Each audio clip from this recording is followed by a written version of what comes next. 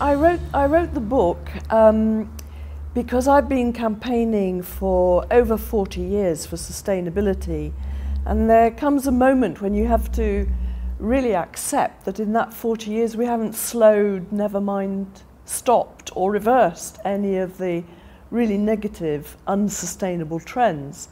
So you have to look for a different strategy, and that strategy is positive deviance, and it's probably worth explaining what that means. It simply means that somebody who does the right thing for sustainability, even if the wrong structures, the wrong institutions, all the wrong processes, surrounded by uncooperative people, they nevertheless do the right thing for sustainability.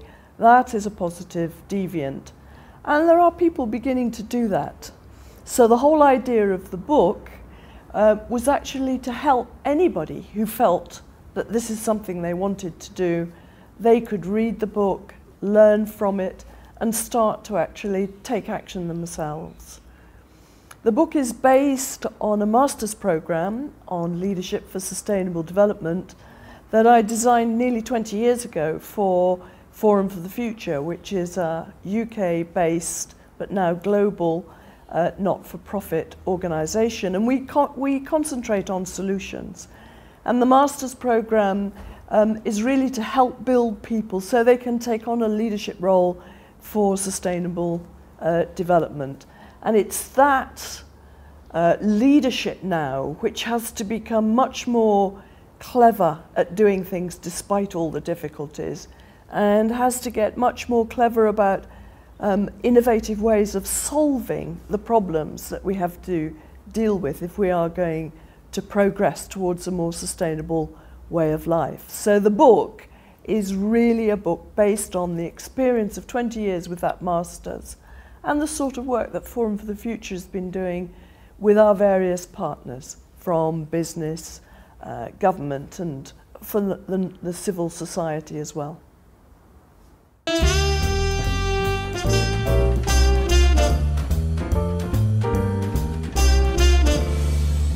Well, there are many ways to actually think about what success might be, whether it's in a community or whether it's in a country. GDP actually just measures the activity of money, really.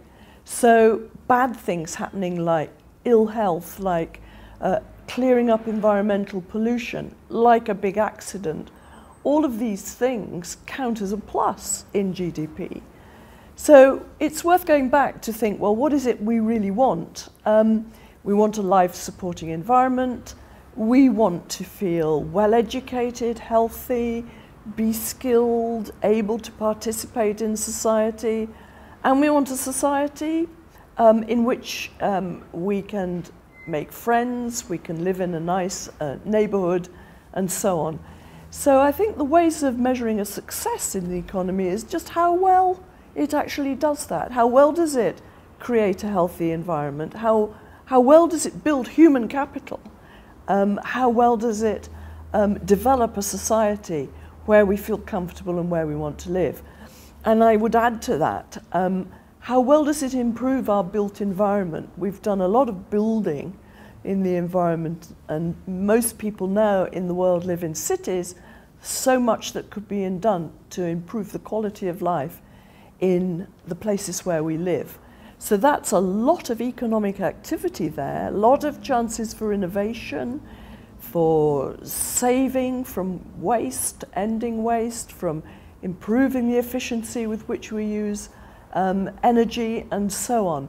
And those are the sort of things we should be counting. So I would argue that instead of one number, GDP, which is so loved by people who do maths and count money, we should have actually a portfolio of indicators about how good things are for people and for the environment.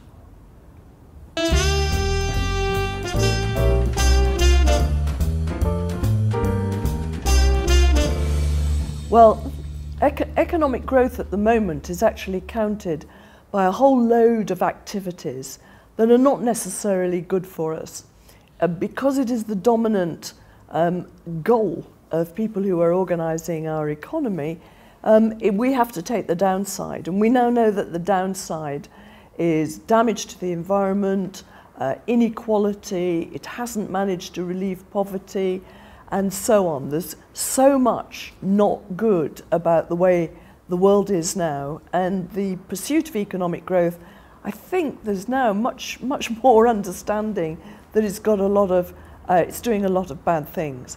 So we need to think about how can we actually move to an economy which is very active on the other side, on the building the kind of life that we want, on instead of using energy and raw materials, more and more of it, but is actually based on consuming less stuff, using all sorts of different innovations that are now beginning to come onto the market now, that are not about growing the economy, but about growing the quality of our lives and the quality of the environment on which we depend so much.